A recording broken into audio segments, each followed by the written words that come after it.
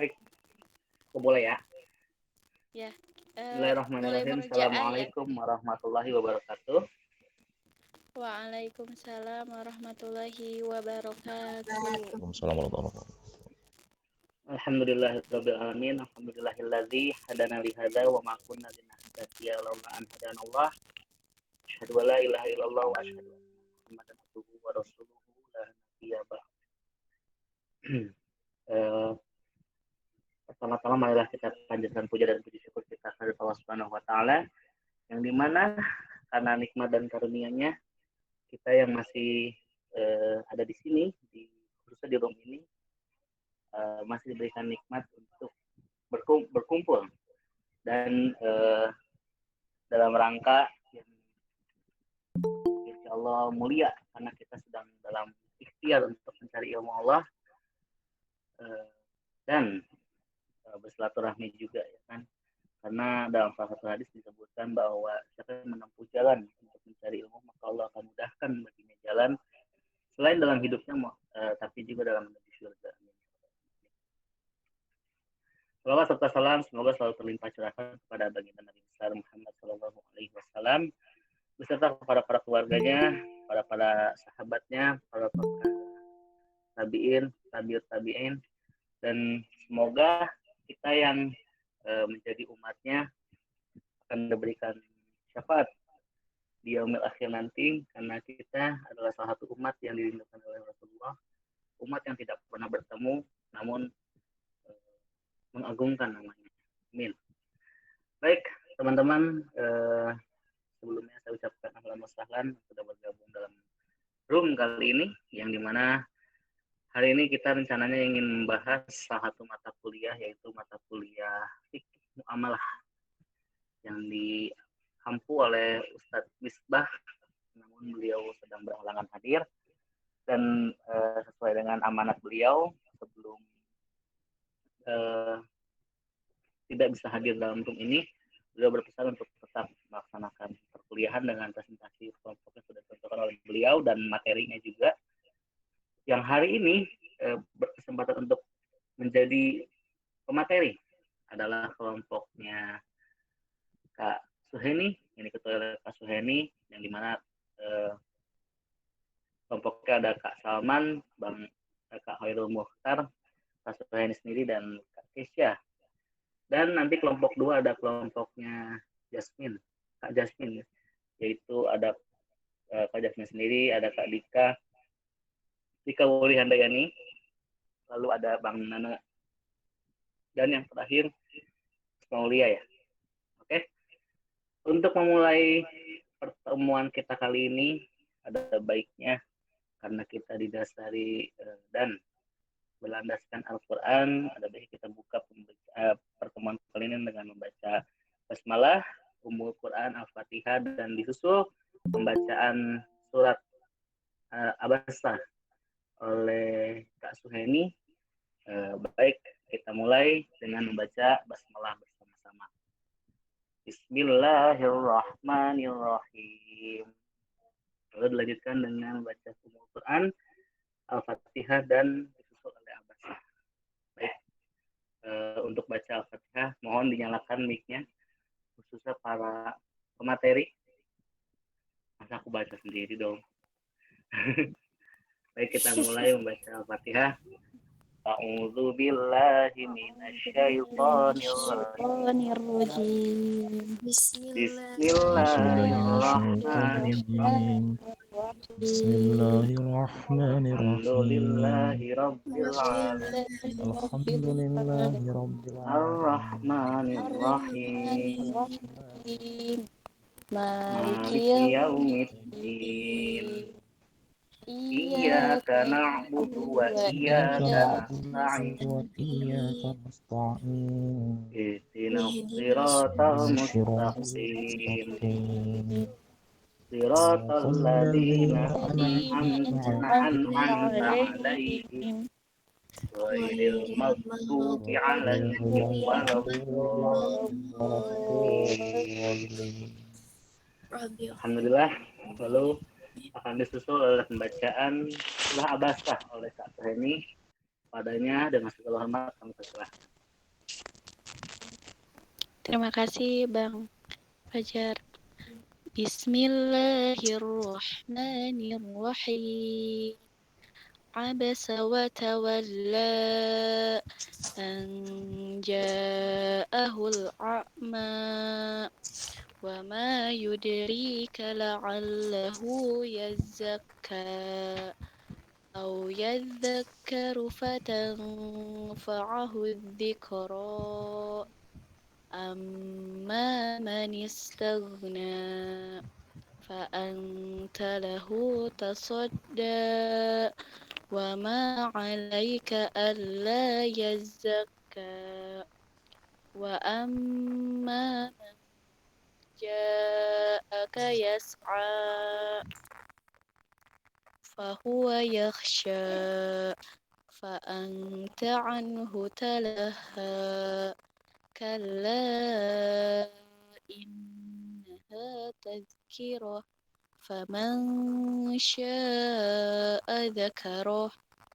في صحف مكرمة مرفوعة مطهرة بأيدي سفرة كرام بررة قتل الإنسان ما أكفره من أي شيء خلقه من نطفة خلقه فقدره ثم السبيل يسره ثم أماته فأقبره ثم إذا شاء أنشره كلا لما يقض ما أمره فلينظر الإنسان إلى طعامه أنا صببنا الماء صبا ثم سققنا الأرض شقا فأنبتنا فيها حبا وعنبا وقبا وزيتونا ونخلا وحدائق غلبا وفاكهة وأبا متاعا لكم ولأنعامكم فإذا جاءت الصاخة يوم يفر المرء من أخيه وأمه وأبيه وصاحبته وبنيه لكل امرئ منهم يومئذ شأن يغنيه وجوه يومئذ مسفرة ضاحكة مستبشرة ووجوه يومئذ عليها غبرة ترهقها قترة أولئك هم الكفرة الفجرة صدق الله العظيم. Allahul Azim. Masya Allah. Kasiron kada Kak Suheni yang telah membacakan Abasa, yang semoga dengan kita membaca Al-Quran dan hadis 20 ya, Abasa membawa keberkahan sendiri kepada acara kita hari ini, dan insya Allah akan memberikan pemberat dan menjadi amal pemberat kita di yaumil akhir nanti. Oke, tanpa berlama-lama lagi, kita langsung masuk aja kepada materi yang pertama. Nah, ini sudah tampil untuk materinya, itu tentang mudharabah musyarakah yang disusun oleh Bang Salman, Bakharil Mukhtar, Kak Suheni, dan Kak Kisya. Kepada kelompok ini, mari sama-sama kita dengarkan, kita catat poin-poin pentingnya yang insya Allah akan bermanfaat untuk kita semua. Dan apabila ada pertanyaan silahkan disiapkan, nanti akan dibacakan di akhir sesi. Oke. Pada kelompok ini dengan segala hormat kami persilakan. Ya, assalamualaikum warahmatullahi wabarakatuh. Kedengeran nggak suaranya? Bu? Kedengeran. Jadi di sini saya Keisha akan menjelaskan tentang mudorobah yang artinya sendiri. Mudorobah berasal dari kata dab yang artinya memukul atau berjalan. Tapi secara fikih, mudorobah itu artinya seseorang yang menyerahkan modal kepada pengusaha atau pekerja untuk diusahakan dengan syarat keuntungan dibagi sesuai kesepakatan yang ditetapkan dalam kontrak. Adapun kerugian sepenuhnya ditanggung pemilik modal. Bisa juga sih ini kayak orang investasi ya, kayak orang yang berinvestasi kepada seseorang yang punya ide gitu. Terus selanjutnya dasar hukum mudharabah. Dasar hukum mudharabah itu ada 3, yaitu berdasarkan Al-Quran, hadis, ijma, dan qiyas. Jadi kalau misalnya mau melakukan mudharabah ini, kita harus pakai dasar hukumnya tuh ketiga ini. Selanjutnya ada rukun mudharabah. Ini rukun mudharabahnya menurut ulama Malikiyah ya. Yang pertama tuh ada rasul mal atau modal, al-amal atau bentuk usaha, akidain atau pihak yang berakad, dan keuntungan. Ada juga menurut Imam Syafi'i, tapi kalau menurut Imam Syafi'i itu ada 6 ya. Yang pertama tuh sohibul mal atau pemilik dana, terus ada mudorib atau pengelola, sigot, ada sigot, terus ada rasul mal juga sama, terus ada amal sama juga ada nisbah atau keuntungan. Selanjutnya itu syarat-syarat mudharabah. Yang pertama tuh kan ada sohibul mal dan mudharib, sigot ijab dan qabul, modal dan nisbah. Sohibul mal itu artinya sendiri, sohibul mal dan mudharib itu artinya sendiri tuh kayak gimana ya? Kayak syaratnya tuh kayak si kedua belah pihak itu tuh harus mampu bertindak layaknya majikan atau wakil. Jadi mereka tuh nggak boleh ada halangan gitu saat mau melakukan mudharabah. Kayak nggak ada halangan salah satunya, nggak ada yang punya penyakit gangguan seperti gila atau sakit kayak gitu. Terus ada sigot sendiri itu lebih kayak nunjukin orang yang melakukan mudharabah itu kemauannya lebih ditunjukin gitu loh, kejelasannya kenapa dia mau mudharabah. Terus ada qabul sendiri tuh lebih ke lafaz-lafaz ya, kayak saya setuju, saya terima. Jadi kalau misalnya mau melakukan mudharabah, sigot, ijab, dan qabulnya terlaksana tuh syaratnya bisa terlaksana. Terus ada modal, ya modal tuh emang pasti berupa uang, dan pastinya modalnya juga harus jelas dari mana asalnya itu uangnya, terus harus berupa tunai bukan utang. Terus itu juga modalnya harus diserahkan kepada orang yang ingin dipekerjakan. Ya, terus yang terakhir ada nisbah. Nisbah atau untung. Jadi keuntungan gitu syaratnya. Jadi kedua belah pihak tuh dapat untungnya harus jelas gitu, harus berbentuk presentasi, mau 50/50 atau 60/70 atau 70/30 kayak gitu. Terus jenis-jenis mudharabah. Jenis-jenis mudharabah ada 2. Yang pertama mudharabah mutlaqah sama mudharabah muaqayadah.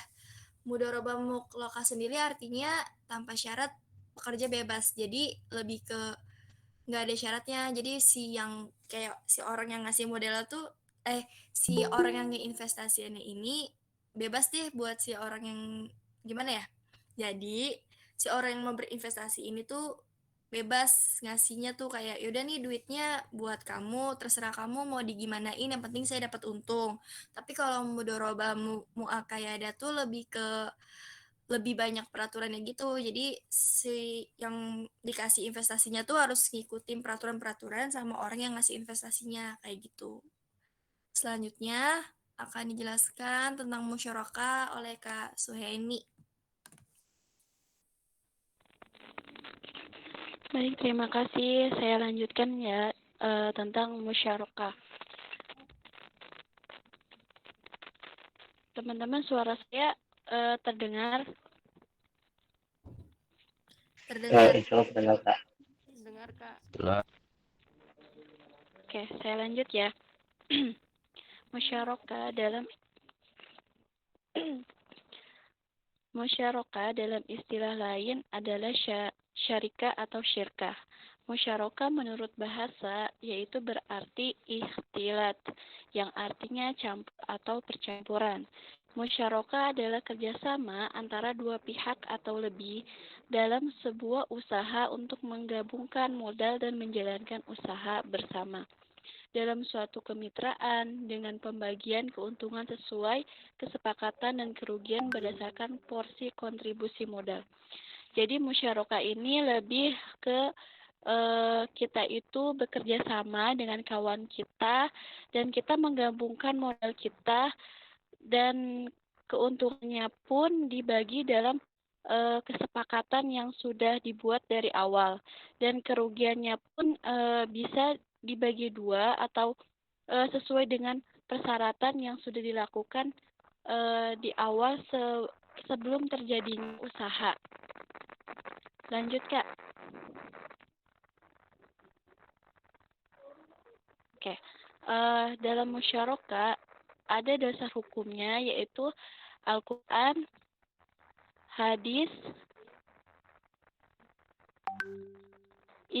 ijma, dan pertimbangan yuridis. Dalam Al-Quran, surat An-Nisa ayat 12 artinya, tetapi jika saudara-saudara seibu itu lebih dari seorang, maka mereka bersama-sama dalam bagian yang sepertiga itu. Pengertian syirkah adalah bersekutu dalam memiliki harta yang diperoleh dari warisan. Kemudian dalam surat Shad ayat 24 yang artinya Nabi Daud berkata, sesungguh dia telah berbuat zalim kepadamu dengan meminta kambingmu itu untuk ditambahkan kepada kambing-kambingnya. Memang banyak di antara orang-orang yang bersekutu itu berbuat zalim kepada yang lain, kecuali orang sedikitlah mereka yang begitu. Dan Nabi Daud menduga bahwa kami mengujinya. Maka dia memohon ampun kepada Tuhannya, lalu menyukur sujud dan bertobatlah. Dalam lafal al-ukhta diartikan syirkah, yakni orang-orang yang mencampurkan harta mereka untuk dikelola bersama. Kemudian dalam hadis dari Abu Hurairah, ia merafakannya kepada Nabi. Beliau bersabda, sesungguhnya Allah berfirman, aku adalah pihak ketiga dari dua orang yang berserikat. Selagi salah satu tidak mengkhianati temannya, apabila berkhianat kepada temannya, maka saya akan keluar dari antara keduanya. Kemudian hadis lain juga dari riwayat Abu Dawud, menurut Hakim, artinya, aku dan Allah adalah orang ketiga di antara dua orang yang saling bersyirkah atau musyarakah. Selama salah satu keduanya tidak mengkhianati kawannya, dan ketika sudah ada yang mengkhianati, maka Allah akan keluar dari antara mereka. Dari kedua hadis ini, teman-teman, jelas bahwa musyarakah merupakan akad yang dibolehkan oleh syara. Setelah Islam datang, kemudian akad tersebut diterapkan sebagai akad yang berlaku dan dibolehkan dalam agama Islam. Kemudian dalam ijma. Ibnu Qudamah dalam kitabnya Al-Mughni telah berkata, kaum muslimin telah berkonsensus terhadap legitimasi masyarakat secara global. Walau terdapat perbedaan pendapat dalam beberapa elemen darinya.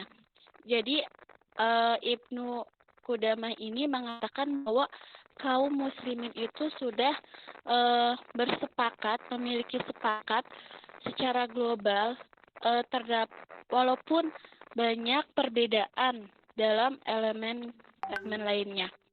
Kemudian dalam pertimbangan yuridis, dalam landasan fatwa Dewan Syariah Nasional tentang pembiayaan musyarakah. Sebentar, teman-teman.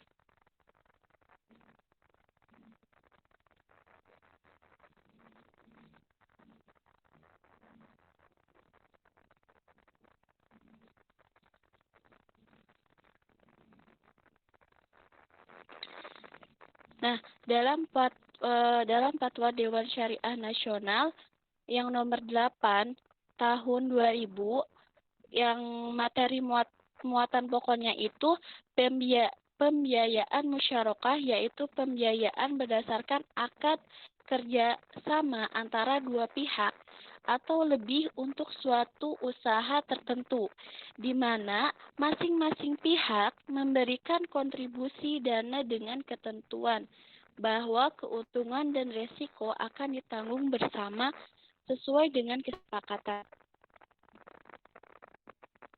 Kemudian slide berikutnya.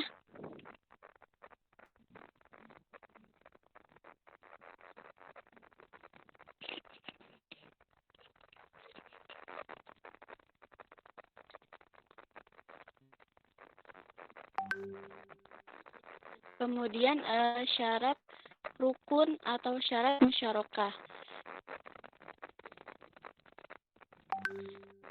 yaitu adalah pelaku akad, objek akad, nisbah, dan syigur. Pelaku akad yaitu adalah para mitra usaha. Contoh seperti saya ingin membuka usaha dengan teman saya, itu adalah mitra usaha.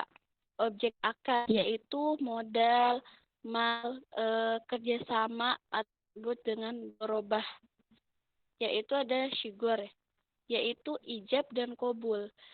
Jadi setelah adanya pelaku akad, objek akadnya apa, kemudian dilakukannya yaitu ijab dan qabul atau kesepakatan. Perjanjian yang mungkin ketika membahas keuntungan dan kerugian yang akan dibagi dua, yang mungkin akan berapa persennya, itu di syigur akan dibahas. Kemudian nisbah, keuntungan bagi hasil. Nah, di sini keuntungan dibagi hasil antara kedua belah pihak. Kemudian slide berikutnya.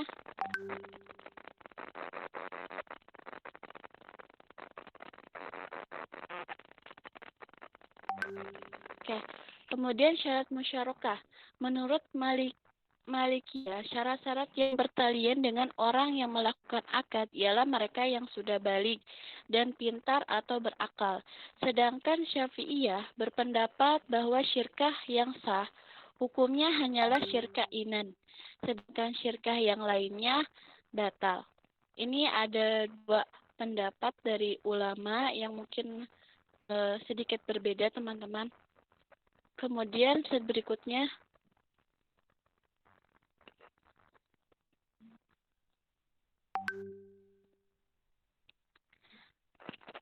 Kemudian dalam musyarakah atau syirkah itu terbagi menjadi dua. Ada syirkah amlak atau musyarakah amlak. Musyarakah amlak yaitu penguasaan harta secara kolektif berupa bangunan, barang bergerak, atau barang berharga. Dalam bentuk musyarakah seperti ini, kedua belah pihak tidak berhak mengusik bagian rekan kongsinya. Ia tidak boleh menggunakan tanpa seizin rekannya. Contoh begini, teman-teman.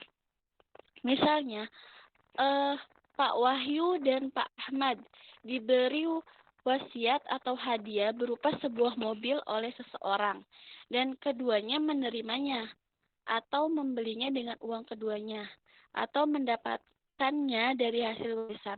Maka mereka berdua berserikat dalam kepemilikan mobil tersebut. Kemudian ada musyarakah atau syirkah uqud.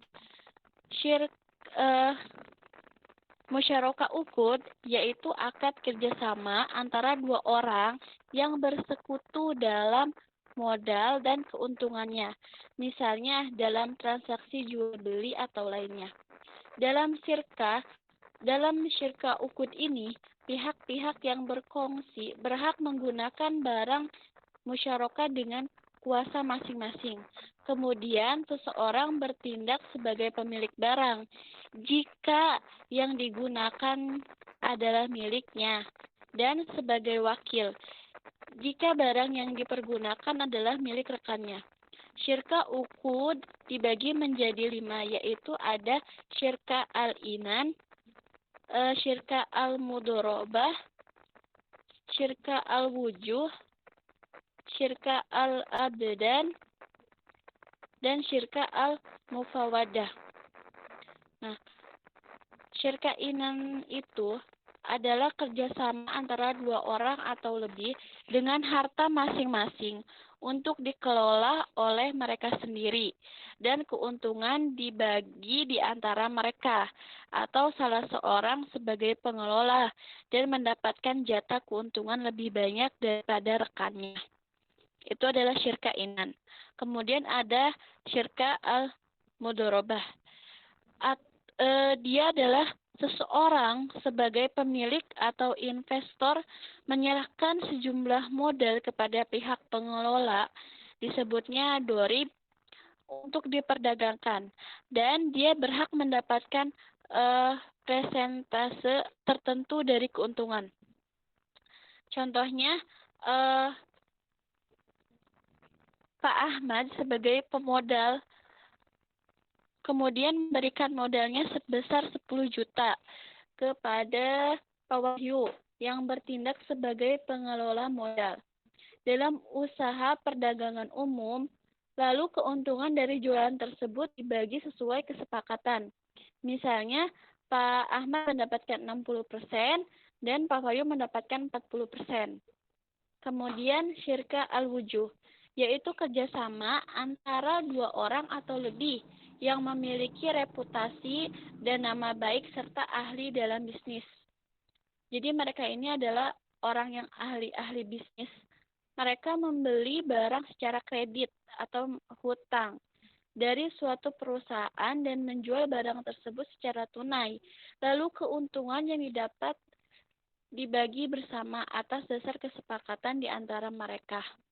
Kemudian syirka al-abdan, syirka atau usaha, yaitu dia itu adalah kerjasama antara 2 orang atau lebih dalam usaha yang dilakukan oleh mereka, yakni masing-masing hanya memberikan kontribusi kerja tanpa kontribusi modal, seperti kerjasama sesama dokter ketika di klinik ya, atau sesama arsitek untuk menggarap sebuah proyek, atau juga kerjasama antara 2 orang penjahit untuk menerima order pembuatan seragam sekolah. Nanti keuntungan yang diperoleh dibagi berdasarkan kesepakatan. Nisbahnya boleh sama dan boleh juga tidak sama di antara mitra-mitra usahanya. Kemudian ada syirka al-mufawadah, yaitu di mana kerjasama antara 2 orang atau lebih, setiap pihak memberikan suatu porsi dari keseluruhan dana dan berpartisipasi dalam kerja. Setiap pihak membagi keuntungan dan kerugian secara sama. Oke, slide berikutnya.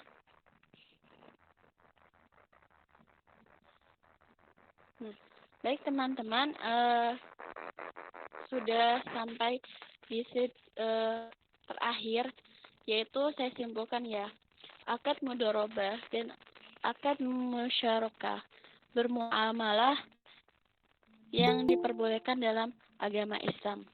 Mudharabah dan musyarakah menggunakan prinsip bagi hasil.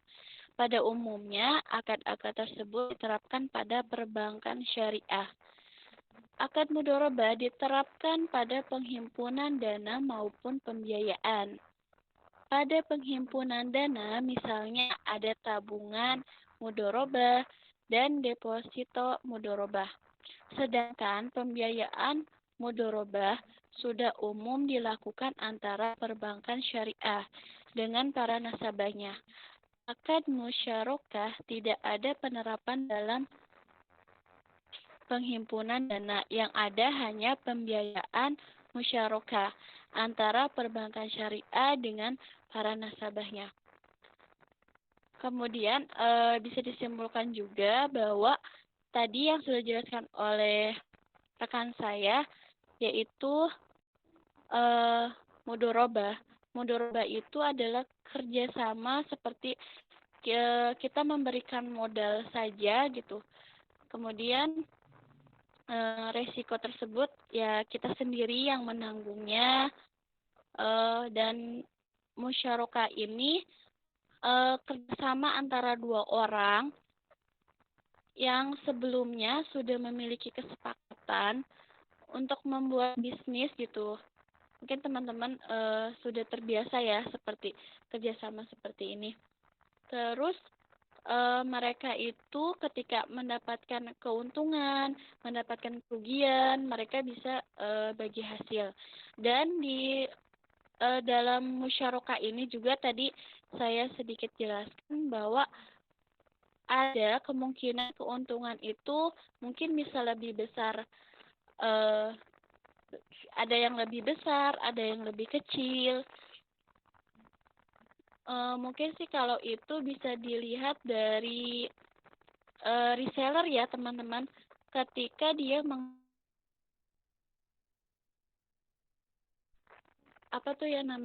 distributor gitu ya. Ya pasti berbeda keuntungannya antara distributor dengan reseller. Sedikit atau lebihnya pasti ada kurangnya sih teman-teman.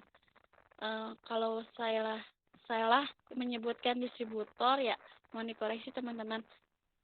Itu saja yang bisa saya sampaikan. Mohon maaf bila ada salah kata, dan mungkin dilanjut pertanyaan dulu atau lanjut presentasi ke kelompok lain, Bang Fajar. Silakan tutup aja dulu Kak. Oh, oke. Baik teman-teman, saya tutup ya. Ya, saya akhiri presentasi ini. Kemudian nanti dilanjut oleh kelompoknya Kak Jasmine ya. Ya, betul. Oke. Ya. Silakan Kak Jasmine, boleh dilanjut. Oke, terima kasih dong Kak Heni, Kak Kesia, ada Bang Salman dan Bang Khairul ya. Tadi walaupun Bang Khairul dan Bang Salman sedang berhalangan mungkin karena ada kesibukan, tapi nggak apa-apa. Kita sudah mendengarkan suatu ilmu yang sangat-sangat membuat aku bingung. Nggak ngerti, tapi ya nanti kita akan mungkin kalau teman-teman juga ada yang sama nanti kayak aku yang masih belum paham, nanti kita bisa bertanya di akhir sesi. Untuk saat ini akan dilanjutkan dulu dengan kelompoknya Kak Sarah Jasmine ya. Gimana Jasmine? Sudah siap kelompoknya? Insya Allah udah. Oke, silahkan di-share screen dulu. Siapa yang share screen? Aku nggak bisa share screen di sini. Dika bisa? Oke, biar aku. Oh, bisa?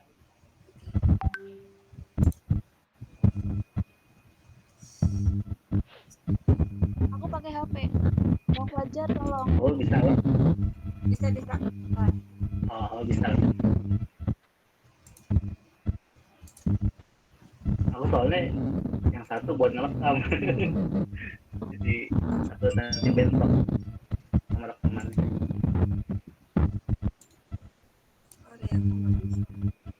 Min, sorry Ya. Min, sedikit Min. Suara putus-putus. Ada klosak-klosak. Oh, gresek-gresek. Besok. Mm-mm.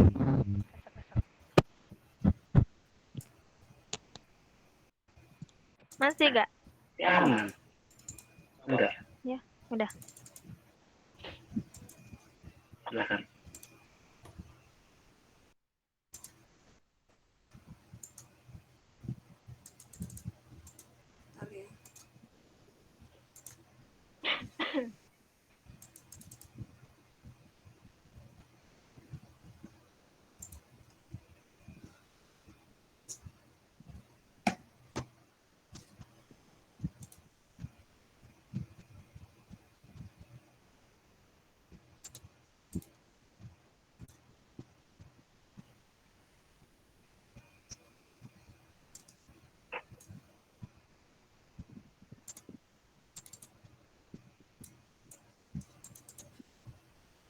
Iya, aku nggak bisa loh. Nggak bisa. Uh-uh.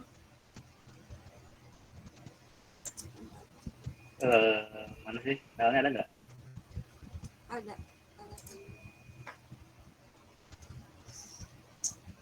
Yang dari Dika nih ya? Iya. Semoga nggak bentrok ya. Nyangkut. Gimana? Ilah. Lah, hilang itunya. Mana? Oh, iya.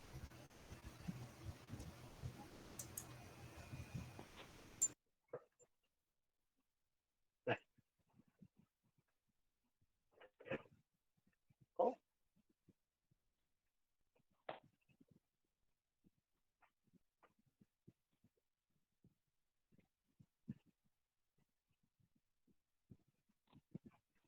Oke. Aku yang share screen ya.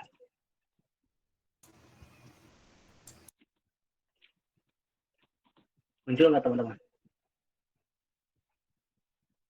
Muncul. Oke, saat ini kita akan dengarkan dari kelompoknya Kak Sarah, Kak Aul, Kak Dika, dan yang terakhir Bang Nana terkait akad jual beli. Ba'i al-innah, ba'i al-adain, ba'i al-tawarruk. Yang insya Allah akan dijelaskan oleh mereka semua. Mari kita dengarkan dengan baik, ambil hikmahnya, dan bila ada yang ingin ditanyakan, dipersiapkan, dicatat pertanyaannya. Nanti silakan ditanyakan, termasuk pertanyaan untuk kelompok pertama tadi ya. Silahkan Kak Aul, Kak Jasmine, waktu dan tempat. Ya. Bismillahirrahmanirrahim. Assalamualaikum warahmatullahi wabarakatuh. Waalaikumsalam warahmatullahi wabarakatuh. Waalaikumsalam warahmatullahi wabarakatuh. Sebelumnya terima kasih kepada seluruh teman-teman SBJS maupun reguler weekend yang telah hadir malam ini ya. Pada kesempatan kali ini kelompok kami akan mempresentasikan materi akad jual beli yang terdiri dari bayi al-ina, bayi al-dain, dan bayi tawaruk. Boleh di slide ya? Baik, untuk definisi bayi al-ina adalah akad jual beli ketika penjual menjual asetnya kepada pembeli dengan janji untuk dibeli kembali dengan pihak yang sama. Bayi al-ina secara konsepnya berarti menjual barang dan kemudian membelinya kembali barang tersebut pada harga yang berbeda dengan harga yang tertangguh yang mana lebih tinggi dari harga tunai. Dasar hukum bayi al-ina dari Ibnu Umar radhiyallahu anhu bahwa Rasulullah shallallahu alaihi wasallam bersabda, apabila kamu berjual beli secara inah dan memegangi ekor sapi, kinaya atau kiasan sibuk dengan urusan peternakan atau keduniaan dan puas dengan pertanian serta meninggalkan jihad, maka Allah akan menguasakan atas kamu kehinaan. Dia tidak akan mencabut hingga kamu kembali kepada agamamu. Lanjut. Aplikasi bayi al-ina. Ya. Aplikasi, kamu oke. Praktik jual beli inah adalah jika penjual menjual barang dagangannya dengan suatu harga yang dibayar belakangan dengan tempo tertentu. Kemudian penjual membeli barang dagangannya dari pembeli sebelum pembeli membayar harganya dengan harga yang lebih murah, dan saat jatuh tempo pembeli membayar harga yang dibelinya dengan harga awal. Dalam arti lain, menjual dengan bayaran angsuran, kemudian dibeli kembali oleh penjual dengan bayaran tunai, yang mana harga lebih kecil dari harga asalnya. Mayoritas ulama fikih kecuali Imam Syafi'i menganggap akad ini tidak sah karena jual beli ini bisa memunculkan riba. Mazhab Syafi'i membolehkan akad ini karena telah memenuhi rukun jual beli tanpa memandang niat pelakunya. Oke, next. Contoh, si A menjual komoditas kepada si B dengan harga 150.000 secara kredit selama 1 tahun. Kemudian si A membeli komoditas itu kembali dengan harga 120.000 dari si B dengan bayaran kontan. Dalam kasus ini si A adalah pemberi piutang dan si B adalah pengutang. Si A telah mendapatkan keuntungan sebesar 30.000 dari transaksi tersebut. Jadi transaksi tersebut termasuk transaksi utang dengan jaminan barang. Perbedaan harga barang tersebut termasuk representasi dari bunga atau interest. Hal ini disebut ina sebab ain atau substansi dalam kasus ini kepada pemiliknya.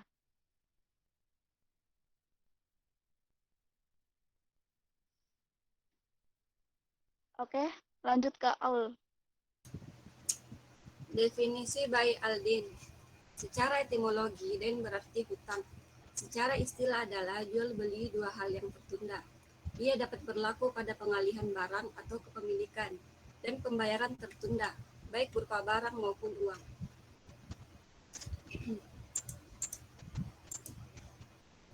Konsep bai al-din sebenarnya merujuk kepada pembiayaan hutang yaitu peruntukan sumber keuangan yang diperlukan oleh unit-unit pembiayaan, perdagangan, dan jasa dengan cara menjual atau membeli kertas-kertas dan dokumen-dokumen perdagangan. Dasar hukum bai al-din pasal 112 ayat 1 dalam jual beli yang bergantung pada hak penebusan, penjual dapat mengembalikan uang seharga barang yang dijual dan menuntut barangnya dikembalikan. Adapun aplikasi bai al-din, bentuk aplikasinya adalah seseorang memiliki piutang atau atas seseorang secara tertunda. Di lain hal ia membeli barang dari orang yang diutanginya. Barang yang digambarkan kriterianya dan diterima secara tertunda pula. Ini termasuk bentuk jual beli as-salam. Jika orang yang berhutang rela untuk menyegerakan pembayaran yang menjadi tanggungannya dan menjadikannya sebagai pembayaran pesanan itu, maka hal ini boleh-boleh saja, karena bentuk aplikasi ini sudah memenuhi persyaratan jual beli as-salam.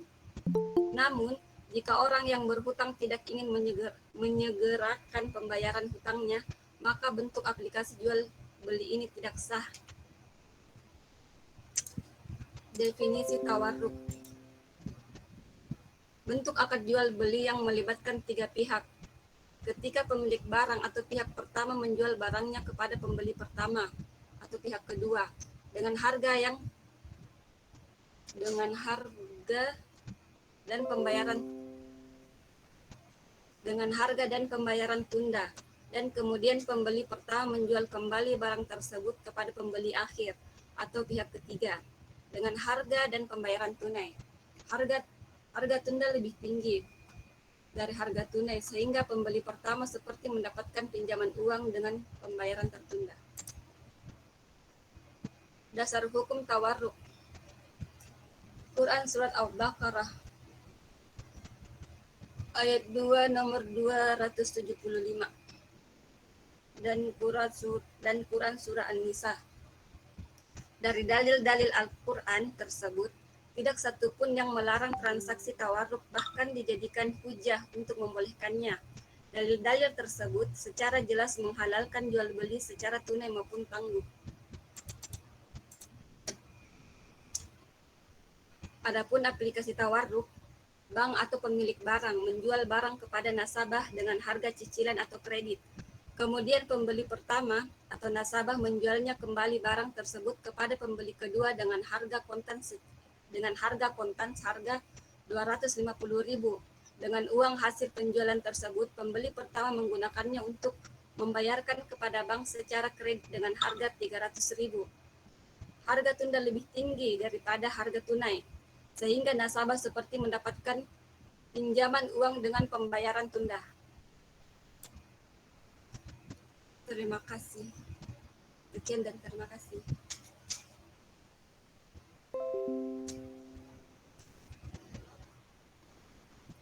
Baik, terima kasih untuk kelompoknya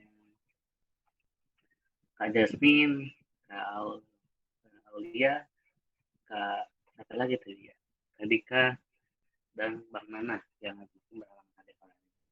Yang tadi kita dengarkan tentang akad jual beli Bayi Al-Jinnah, Bayi Al-Dain, dan Bayi Tawaduk. Oke, teman-teman, setelah kita dengarkan tadi materi dari kedua kelompok, aku rasa masih ada beberapa hal yang mungkin masih dipertanyakan gitu kan. Jadi aku buka aja sesi pertanyaan jawab. Silahkan kepada teman-teman yang ingin bertanya kepada dua kelompok untuk menyalakan mikrofonnya dan memperkenalkan diri dan menyampaikan pertanyaannya apa. Oke, pada yang mau bertanya silahkan.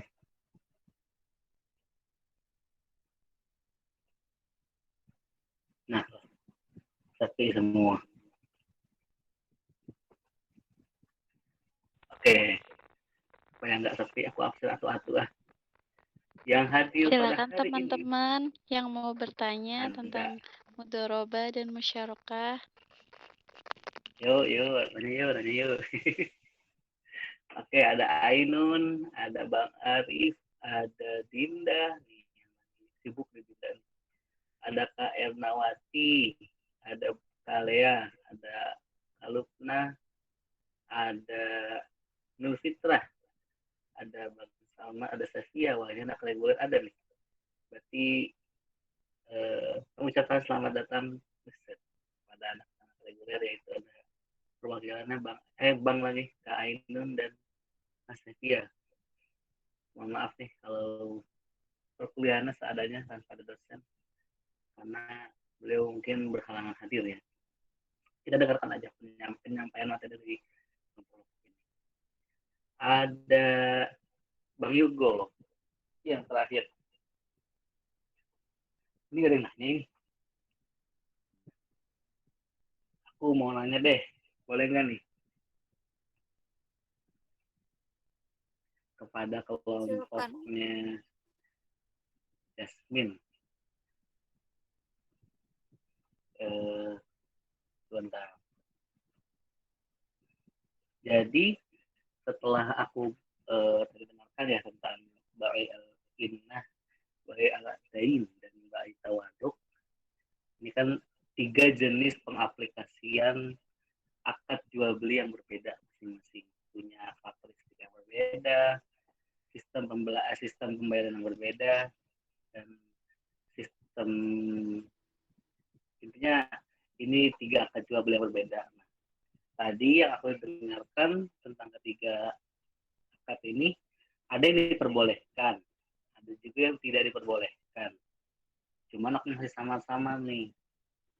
Aku minta tolong dong, kira-kira di antara ketiga transaksi ini atau akad beli ini, mana sih yang masuk dalam kategori diperbolehkan dan yang tidak diperbolehkan?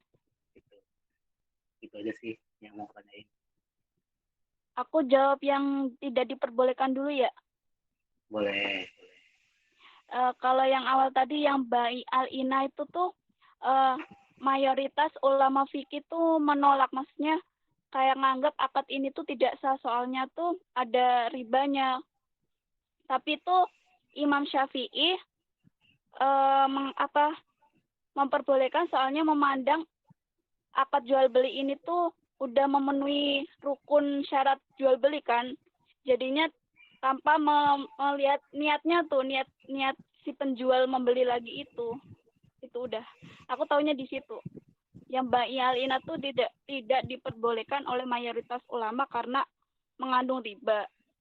Tapi Imam Syafi'i memperbolehkan tanpa memandang niat si pelaku itu. Ya, itulah. Oke, berarti masih bingung ya? Enggak, sedikit itu sudah dijelaskan. Aku tadi baca kan Ba'i Al-Innah itu, kita misalkan seolah-olah aku pelakunya nih, aku ngejual barang ke Kak Jasmine ya, Mimin, harganya 50.000 gitu kan, terus tapi bayarnya cicilan sebulan 10.000, terus di bulan kedua aku bayar kontan 40 untuk ngambil barang itu lagi. Itu ya, itu kan transaksinya kayak gitu ya. Iya. Kayak Nanti, awalnya sih hmm, awalnya sih penjual tuh kayak jual barangnya secara diangsur tuh.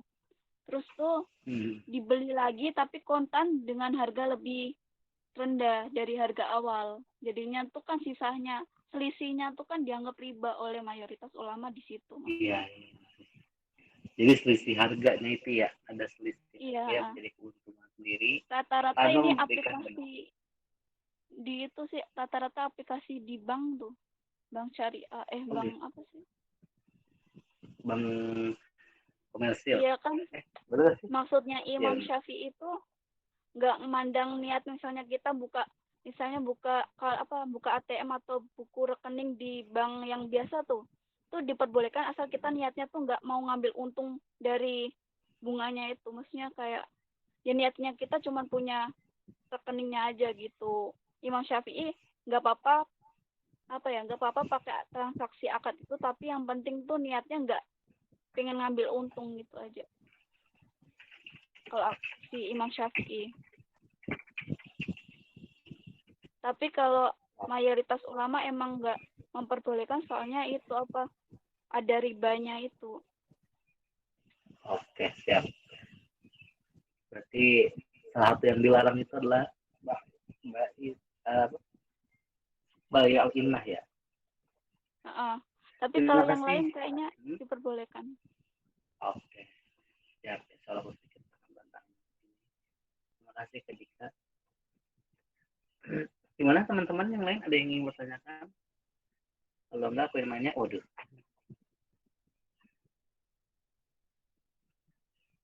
Aku nanya ke teman-teman, bukan ke yang. Terima kasih. Kak Jasmine, Kak Dika, sama Kak Asma, aku mau bertanya. Silakan Kak. Yang tadi di sini ya, yang tentang definisi bai al-in ya. Di sini kan berarti hutang. Terus secara istilah itu jual beli dua hal yang tertunda. Ia dapat berlaku pada pengalihan barang, kepemilikan, dan pembayaran hutang tertentu, baik berupa barang maupun uang. Nah, yang aku tangkap gitu ya, di sini tuh kayak ini bukan sih, kayak misalnya nih ya, aku ngambil kredit motor.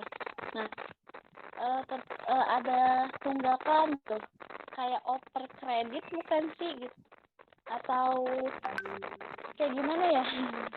Oh, kayak itu dealer motor bukan sih, yang misalkan telat pasokan. Iya mirip itu. Iya ya, seperti itu bukan ya? Ya mirip Atau kayak kita gitu misalnya ini ya ngambil perumahan. Nah, ternyata tuh kayak KPR bukan sih? Iya, kita tuh kayak misalnya tertunda gitu berapa bulan. Iya, kalau misalnya beli kontan itu kan harga sama kredit sama kas kan beda gitu kan. Iya, misalnya kita kalau beli cash sama beli lewat kredit kan nanti itu selisihnya kan agak jauh. Iya, biasanya kayak gitu sih di dealer, di kayak sih, perumahan gitu kan. Iya. Ya, kayaknya mirip-mirip kayak gitu sih. Iya, ini di sini ada kata ini ya. Ia dapat berlaku pada pengalihan barang. Jadi barangnya kayak misalnya kredit motor, motornya itu belum lunas gitu kan, tertunda dong. Terus kayak dialihin ke orang lain gitu ya. Dan kalau bai al-adain ya kan? Iya. Bai al-adain tuh kayak itu selisih dari para tokoh ulama tuh, ada yang ngebolehin, ada yang enggak. Aku nggak bisa jelasin soalnya banyak sih. Maksudnya Hanafi beda, terus si Syafi'i beda gitu. Nggak aku masukin makanya. Soalnya kebanyakan. Oke.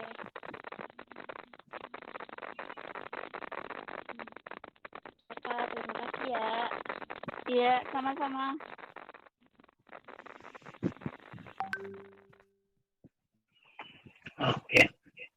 tadi pertanyaan yang luar biasa dari Kak Suheni. Jadi Kak Suheni tanya tentang sama nggak sih sama yang over kredit gitu ya. Good job Kak Suheni. Ada lagi yang mau bertanya?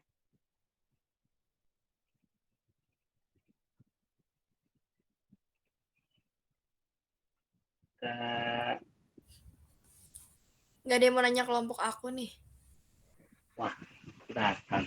Oke, siap. Apa ya? Bentar, cek dulu. Sebenarnya dengar bahasannya itu udah bingung nih. Udah robot, musyawarah, kan? Awam. Nah, yang bingungnya tuh di mana, Bang Jar? Bisa ditanyakan.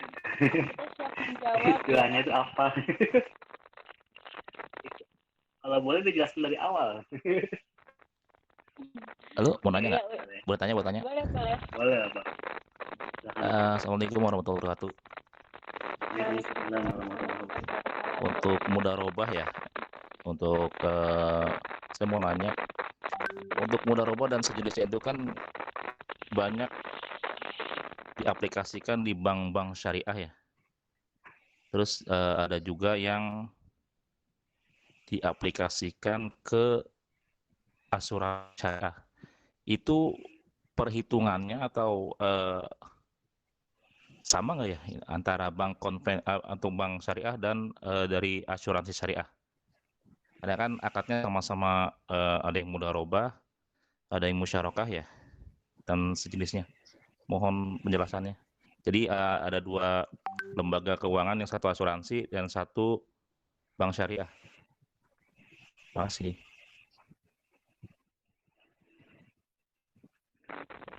Oke, terima kasih Pak Arif. Saya cari dulu ya jawabannya. Oke, siap. Sambil Karena mencari ya. karena kalau Gimana, Bang? dalam pengalaman ini kayaknya untuk di asuransi itu kayak gimana ya? Kayak nggak sesuai gitu loh. Tidak sesuai dengan akad yang terjadi gitu kan. Mungkin Oh, ada penjelasan yang lainnya antara bank syariah dan asuransi syariah. Oke, siap. Syukran Mbak Arif atas pertanyaannya. Sambil menunggu Bang Kasuheni menjawab, aku mau absen atau ya. Kalau nggak menjawab absennya berarti aku nyatakan tidak hadir nih. Cuma HP-nya doang yang hadir. Aku acak. Hadir. Assalamualaikum Kak. Belum dong, belum. Sabar. Dipanggil. Assalamualaikum Ainun. Hadir, Kak Fajar. Oh iya, Kak Fajar. Waalaikumsalam. Waalaikumsalam ya. Ini tadi teman ada yang minta tolong izinin. Itu tadi Kak Anissa izin soalnya lagi kurang enak badan. Terus Ponita juga izin karena masih di kampus jadi panitia webinar, Kak. Wih, Masya Allah. Panitia jam segini yang webinar apa? Jadi yang izin Kak Diani sama Ponita ya, Kak? Iya, nggak apa-apa. Siap. Ya. Makasih, Kak. Sama-sama. Kak. Ainun gimana kabar? Sehat? Alhamdulillah sehat. Kalau Kak Fajar sama teman-teman gimana kabarnya? Alhamdulillah sehat. Sehat sekali. Semoga teman-teman reguler khususnya tadi Anissa yang sedang sakit ya. Lagi kurang enak badan. Semoga Kak Anissa diberikan kesembuhan. Iya, dan amin, diberikan kembali kondisinya supaya bisa beraktivitas lagi. Amin. Amin. Itulah Ainun ya. Semoga lancar semuanya. Kak. Iya. Absen yang kedua. Dinda.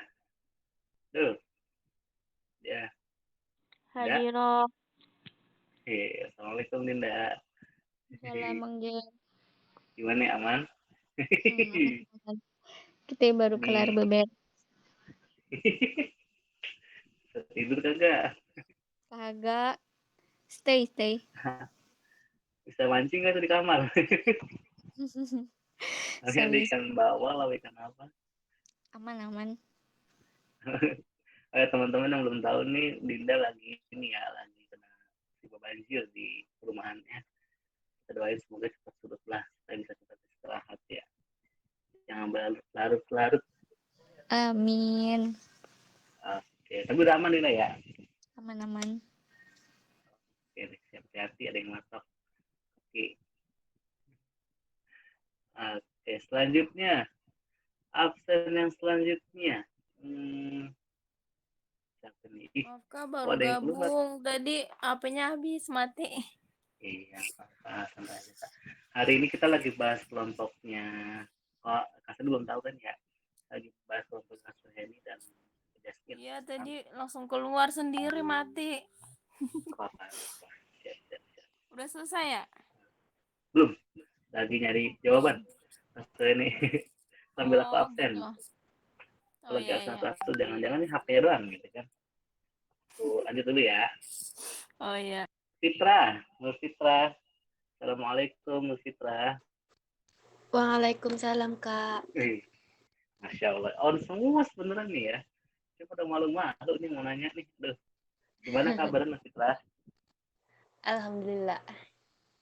Di sana hujan nggak? Enggak. Oh, enggak. Di sini enggak hujan. Hujan. Tumben Bekasi ini hujan Bekasi ini. Yang lain hujan. Jarang. Banjir ya yang Hah? Wah, Bekasi banjir mah. Agak aneh sih. Jujur kayak langganan banjir ya. Kalau di sini di enggak, Bogor kalau banjir gimana gitu. Bekasi ya? Bogor banjir, Bekasi aman, Jakarta yang bahaya. Hati-hati. Iya, tenggelam ya kayaknya ya, serem juga ya. Monas tinggal masa doang, hati-hati. Bahaya. Tapi kalau Bekasi berarti jauh dari kata banjir, kering gitu mah. Iya. Soalnya saudaraku di Bekasi banjir. Oh, mungkin ada beberapa daerah yang banjir ya. Iya. Kalau daerah aku sih sangat jauh dari banjir, alhamdulillah. Oh, aman ya. Jauh dari banjir, jauh dari hujan. Hujan setahun sekali. Oke, Bang Fajar, saya sudah menemukan jawabannya yang dari pertanyaan dari Tarik ya. Ternyata setelah saya cari konsep dan implementasi al-mudharabah pada asuransi syariah itu berbeda dengan ini ya, yang tadi kita bahas tuh lebih ke mudharabah investasi ya. Di sini itu ada rukun dan persyaratan mudharabah. Yang pertama itu tentu ada pemodal dan pengelola. Mereka harus mampu melakukan transaksi dan sah secara hukum. Kemudian keduanya harus mampu bertindak sebagai wakil dan kafil dari masing-masing pihak. Kemudian ada sigot, ijab, dan qabul.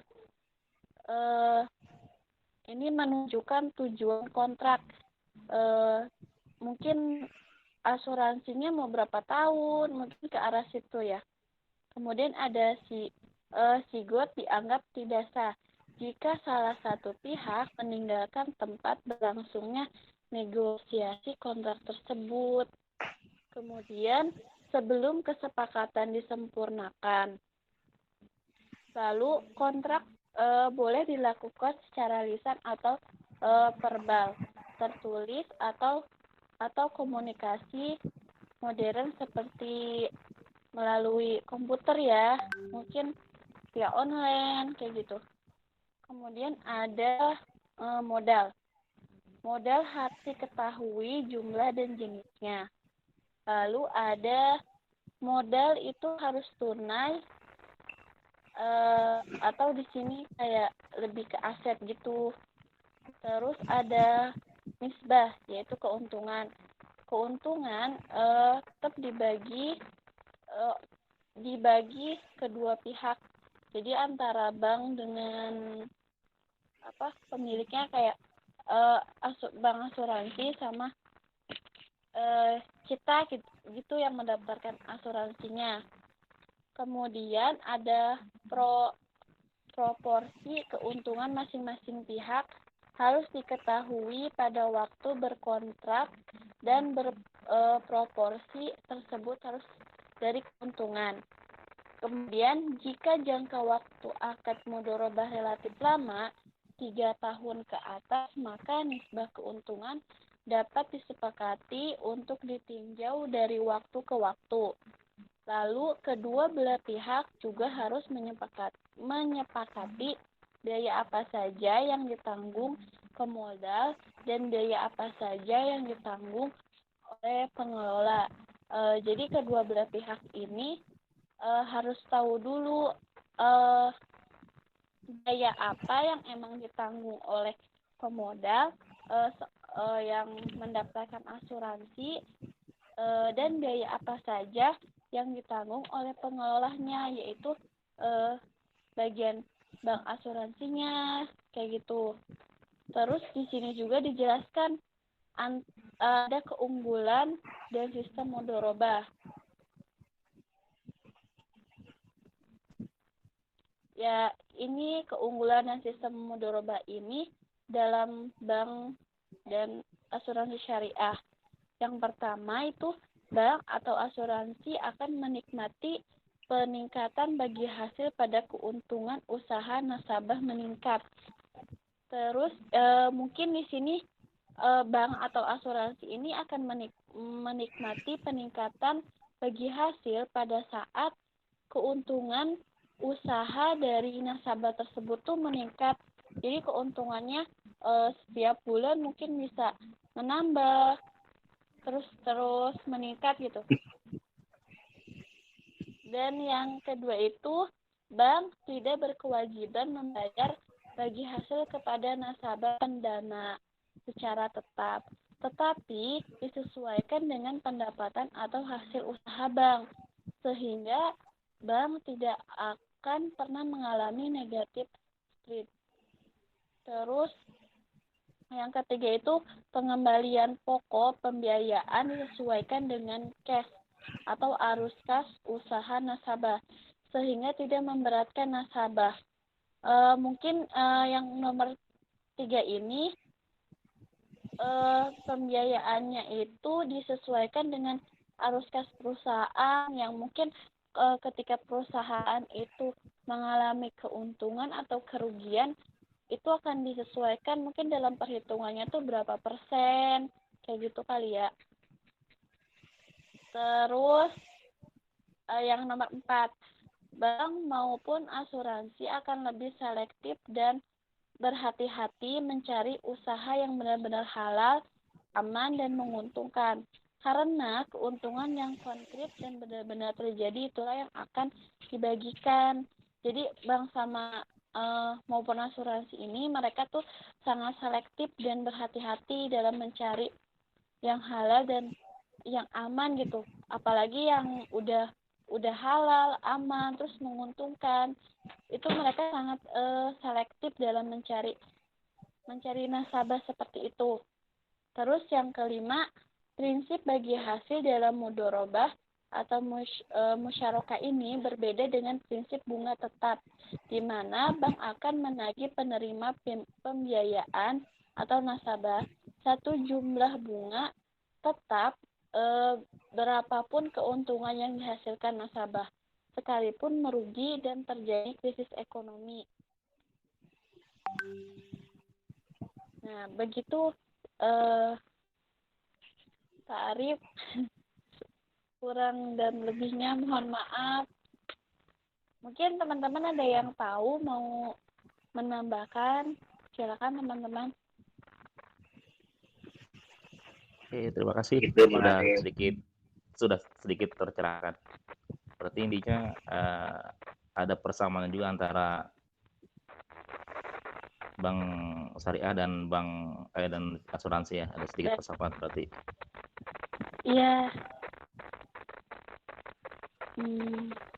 Tapi ya tetap aja ya bank itu lebih selektif gitu. Kalau asuransi ataupun yang peminjaman uang kan harus, ya mungkin zaman sekarang ya kalau kita mau kredit atau pinjam uang kayak gitu kan dilihat dulu kayak penghasilan kita, sekiranya kita mentok gitu ya, bank tuh ngasihnya nggak sesuai apa yang kita harapkan, pasti kayak ada alibi buat mengalihkan apa gitu.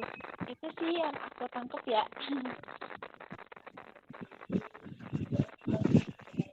Oke, terima kasih teman-teman. Mungkin Kak Kesha ada yang mau ditambahkan dari pertanyaannya Kak Arif? Kalau aku mau nambahin sedikit aja sih ya bedanya asuransi konvensional sama yang syariah dari segi kepemilikan dananya. Kalau bedanya tuh kalau kepemilikan dana dari asuransi konvensional tuh dana preminya tuh seluruhnya milik si yang punya perusahaan asuransi itu, jadi bebas tuh perusahaan asuransinya duit kita mau diapain tuh, mau diinvestasiin atau mau digunain. Bedanya sama syariah, kalau syariah tuh dana yang kita kasih ke asuransinya itu jadi bagi dua gitu, 50-50. Jadi 50-nya tetap milik kita aman, 50-nya bebas dah tuh mau diapain sama si asuransinya. Kayak gitu aja sih kalau aku tambahannya.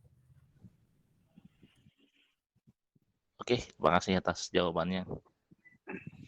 Memang kenyataannya seperti itu. Jadi untuk syariah memang 50%. Jadi kalau pada saat jatuh tempo, misalkan total uang kita ada 100 juta, nanti jatuh tempo berarti hanya 50 juta. Betul. Dengan konvensional ya, kalau konvensional ya ibaratnya ya wassalam gitu. Itu udah hak dari pemilik modal. Terima kasih atas jawabannya.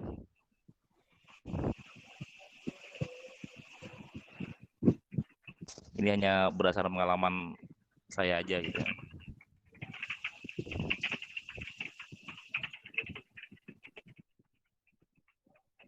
Oke, luar biasa tadi tentang bank konvensional dan asuransi ya.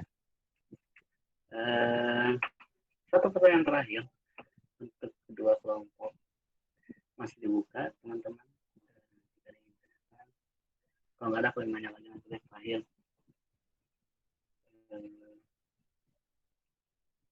Siapa di sini yang stay masih membahas orang? Ada tentang bank konvensional dan asuransi dalam terkait praktik akad jual beli akad mudharabah dan musyarakah.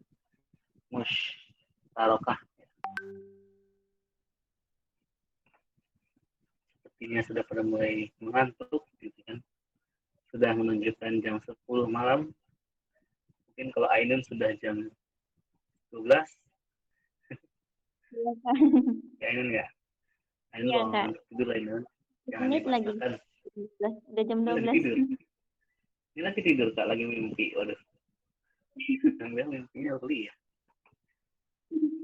Oke, untuk menutup deh biar afdol. Aku mau nanya nih. Boleh ya? Untuk ke kelompok berapapun lah. Tadi kan kita bicara tentang akad kalau mudharabah dan musyarakah itu kan tentang ini ya, tentang apa? Akad kerjasama antara dua pihak ya untuk pemberian dana dan pengelolaan dana yang diberikan. Benar nggak sih Kak? Nah, benar ya? Gimana Bang? Suaranya terputus. Emang putus-putus ya? Sekarang udah jelas tuh. Nah, hilang lagi suaranya. Sekarang sudah jelas? Iya. Oke. Untuk menutup pertemuan kali ini, aku mau nanya nih terkait adab mudharabah atau musyarakah. Tadi kan yang dicontohkan itu seperti penyimpanan dana di bank konvensional, asuransi, ya kan ya, untuk pengamanan aset. Nah, kalau aku baca-baca ini tadi dari PowerPoint-nya, ada akad ini tuh untuk ini ya, untuk kerjasama antara dua pihak, baik itu yang memberikan dana ataupun yang mengelola dananya, gitu ya? Iya, betul Kak. Nah, ini kan lagi ngehits nih, lagi ngetren-ngetrennya tentang saham, tentang pasar uang dan lain-lain yang Suaranya terputus lagi. yang putus ya. Kalau sekarang jelas nggak? Jelas. Nah, ternyata mic-nya kebalik guys. Oke. Ini kan lagi ngetren nih tentang investasi lah, kita sebutnya investasi ya. Baik itu aku nggak bisa dengar nih ya, jadi aku ngomong dulu karena TWS aku pegang ini. Investasi seperti reksadana yang dimana kita menitipkan uang kepada salah satu lembaga yang dimana uang itu akan digulirkan ataupun dikelola ke beberapa instrumen seperti pasar uang, pasar saham, atau surat-surat berharga yang dimana nanti akan berkembang dan keuntungannya dibagi dua gitu kan, ataupun dibagi dengan adil. Nah, apakah hal ini dibenarkan dalam agama Islam terkait apa khususnya untuk pembahasan ataupun kajian tentang mudharabah dan musyarakah ini? Karena aku belum nemu nih apakah mereka ini dikategorikan sebagai hal yang diperbolehkan atau enggak. Jadi intinya aku mau nanya, reksadana itu dibolehkan atau enggak? Atau penyimpanan uang ke instrumen saham, khususnya reksadana, diperbolehkan atau enggak? Itu aja pertanyaan aku. Bisa dipahami, Kak? Bisa, Iya, bisa. bisa. Aku mau jawab. Iya, silakan. Bentar. Kenapa nih? Silakan. Bang Fajar tadi nanya tentang reksadana itu boleh nggak ya di Islam apa enggak kayak gitu kan? Nah, tepat. Iya, kalau dari yang aku cari ya, kalau menurut pendapat MUI itu telah ngeluarin nomor 20 DSN MUI 7/2001. Dari fatwa ini dapati jawaban bahwa MUI memperbolehkan umat Islam di Indonesia untuk menjalankan investasi reksadana selama keseluruhannya merupakan proses muamalah jual beli yang tidak bertentangan dengan prinsip syariah kayak gitu. Jadi di reksadana kan juga banyak tuh kayak saham-saham yang apa yang syariah gitu tuh. Ya oke. Siap. Berarti kalau instrumen yang ditaruhnya itu Apa? masih dalam basis syariah diperbolehkan ya? Iya, soalnya sama MUI-nya boleh kok ini. Oke, berarti menurut fatwa MUI ya. Oke, Masya Allah. Iya. Jawaban yang luar biasa dan cukup menerangkan. Karena Kurang sudah berarti tidak ada ya? yang bertanya. Sangat menerangkan. Bener-bener ini mah ya, udah ngantuk masalahnya nih. Oke. Kayaknya udah gak ada yang nanya nih. Jangan-jangan udah pada tidur kayaknya. Apaan terakhir sebelum tidur semuanya? Kak Lumna, Assalamualaikum Kak Lumna.